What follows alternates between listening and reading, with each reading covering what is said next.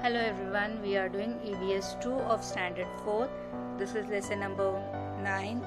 Pratapgarh makes history. This is part 1 of the lesson. So let's get started. Let us revise what we learned in the previous lesson about Shivaji's life. The Mavlas lived for Swaraj and loved Shivaji more than their life. Some people were jealous of Shivaji's achievements. Shivaji had to fight many battles with his relatives like Bajaji Nayak Nimbalkar of Paltan, etc.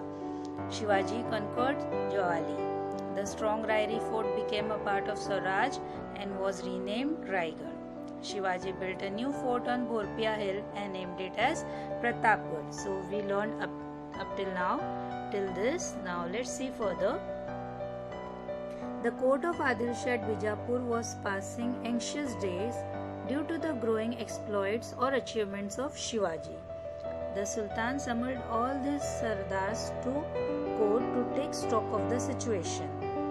Badi Sahiba, the Dwaggar king, who personally looked after the Adil Shahi administration from Bijapur, was also present. Badi Sahiba asked a straight question to her Sardars.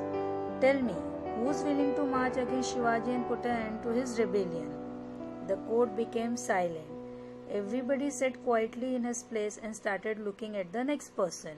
For who would dare accept the challenge of fighting Shivaji? Just then a giant of a man came forward and bowed respectfully before the throne. His name was Afzal Khan.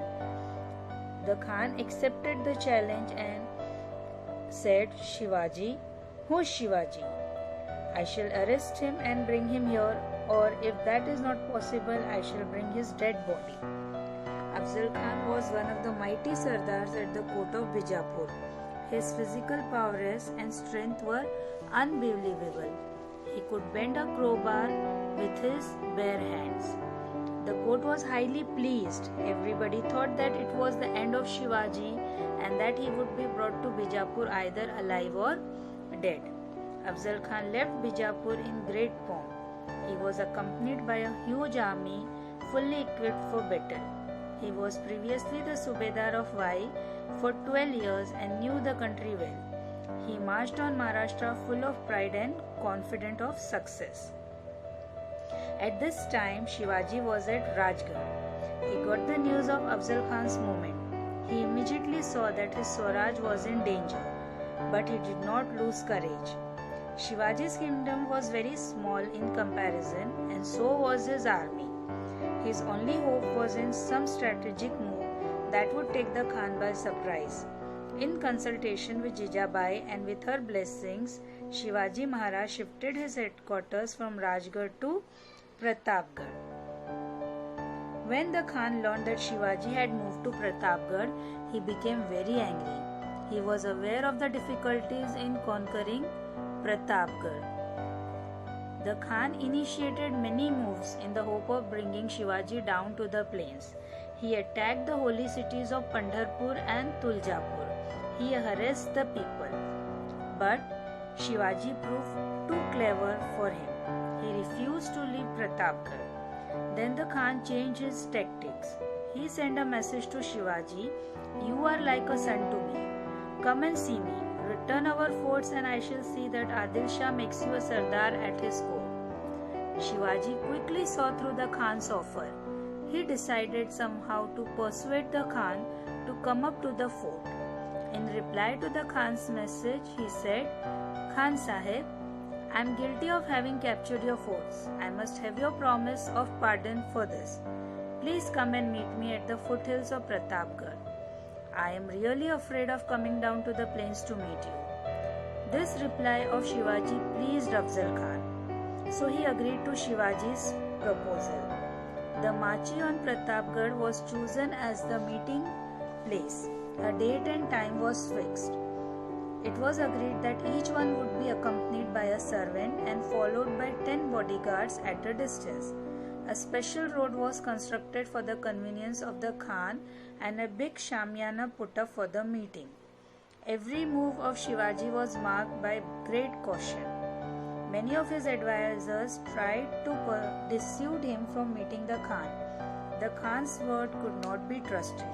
but Shivaji brushed aside this advice and decided to meet the Khan as arranged. So I hope you have understood the lesson up till now. We'll complete the remaining part of the lesson in the next video. Till then, bye. Shivaji visited Bhavani's temple in the morning and took darshan. Then he wore his survar and coat of mail. Over the coat of mail, he wore a kurta and a flowing robe. On his head, he placed a zayar tope or helmet and tied a mandil around it. He fitted Wagnak onto his fingers of his left hand. Hidden inside the left sleeve was a bichwa, and he carried the danpatta in his hand. He was now ready to face the Khan.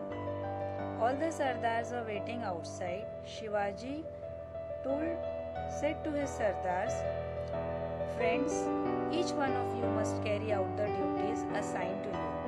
I am sure the goddess Bhavani will see that we succeed. But if things go wrong and I am killed, do not lose heart. Install Shivaji on the Gadi, follow the commands of Ma Sahib, fight for Swaraj and extend its boundaries. Make the subjects happy. I shall go now and meet the Khan." He was accompanied by his vakil Pantaji Gopinath and 10 bodyguards. When Shivaji reached the Shamiana, he saw that the Khan had already arrived. Standing by his side was an armed soldier, Bada Sayyid by name. He was highly skilled in the use of danpatta. Shivaji came to the entrance of the Shamiana, but on seeing Bada Sayyid, he stopped and would not proceed further. "He is afraid of Bada Sayyid. Please ask him to go away."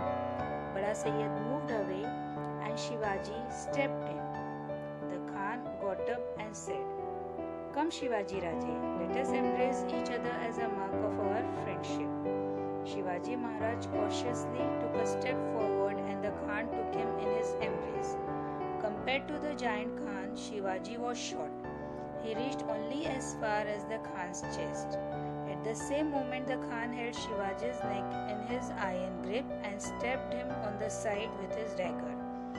It tore apart Shivaji's robe, but the coat of mail underneath saved him.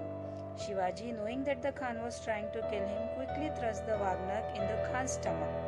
Drawing out the bichwa with his right hand, he drew it into the Khan's stomach and tore apart his guts. The wounded Khan fell down. Khan's vakil Krishnaji Bhaskar came forward and attacked Shivaji with his sword, but Shivaji killed him with one stroke of the patta. When Bada Sayyid heard the shouts and noise, he rushed into the Shamiana.